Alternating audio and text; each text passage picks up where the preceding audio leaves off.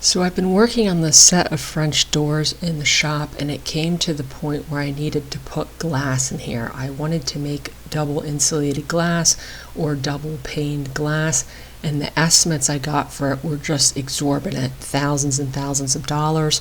So I watched a couple of videos of people that make this stuff for a living, and I made a somewhat simple DIY process for making these panes. Of course, this is not going to replace commercial grade units that are filled with argon gas, but it is, I think, going to be a viable option for people where cost is a factor. I know we would all like the most energy efficient units that are going to perform well, but sometimes cost, well, most times cost is a factor.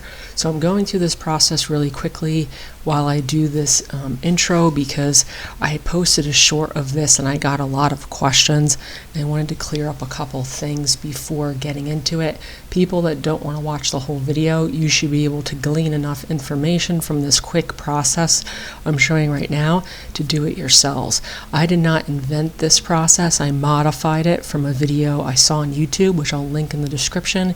He used aluminum frames. I'm using foam spacers, which is supposed to be a little more energy efficient, and it was a little more cost effective because I didn't have to buy as much materials.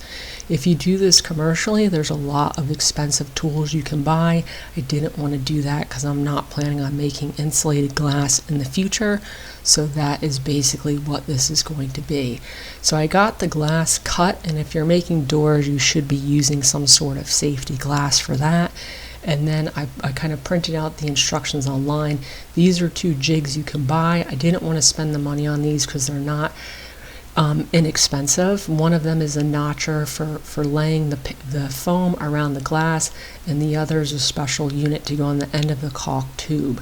But basically you just need to put that foam unit, which has an adhesive on both sides, 3/16 of an inch in from the outer edge of your panel, and then you fill that gap with a sealant, and that will keep air from getting into the inside in between those 2 panes.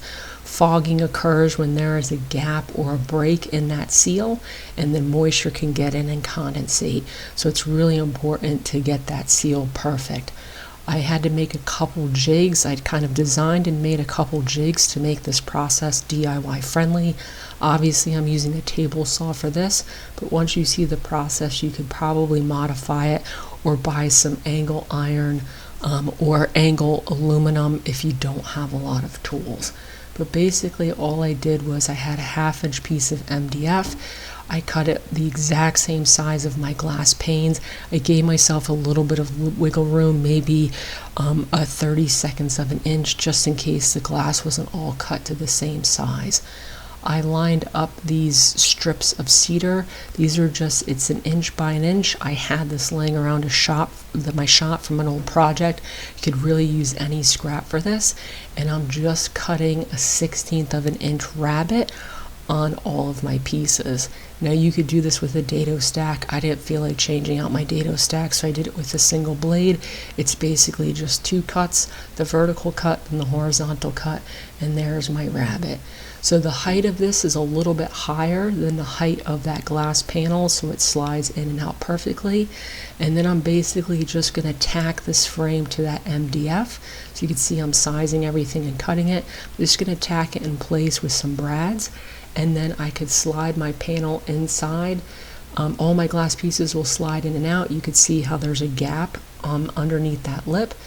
And then I have a perfect fence around the entire perimeter of the piece, spaced at exactly 3/16 of an inch in order to adhere that foam spacer.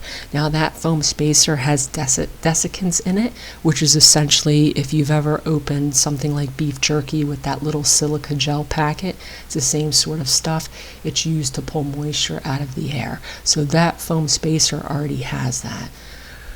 Then I'm going to use gravity in order to place the 2 panes of glass together. This one was really easy. It worked really well. It's basically just a sheet of scrap ply. I don't even know the measurements. I just made it big enough to cover the piece of glass with 2 pieces tacked on the ends at a perfect 90-degree angle.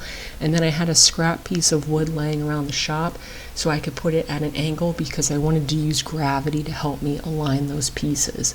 This is the sealant I'm using. I will try and remember to put links to all these products in the description. None of this is sponsored. I'm not getting money for anything for those links. It's just what I used. And then you see I could slide the glass in there. The foam spacer comes in an aluminum bag like this. Because of the desiccants in there, you don't want this exposed to air for a long amount of time. You want to be able to seal it. So you'll see I make my piece. There is going to be adhesive on two sides. There's going to be a little foil strip on one of the sides. That foil strip faces outward from the glass. So you won't be able to see it that well in this video because the foil strip is facing my wooden frame.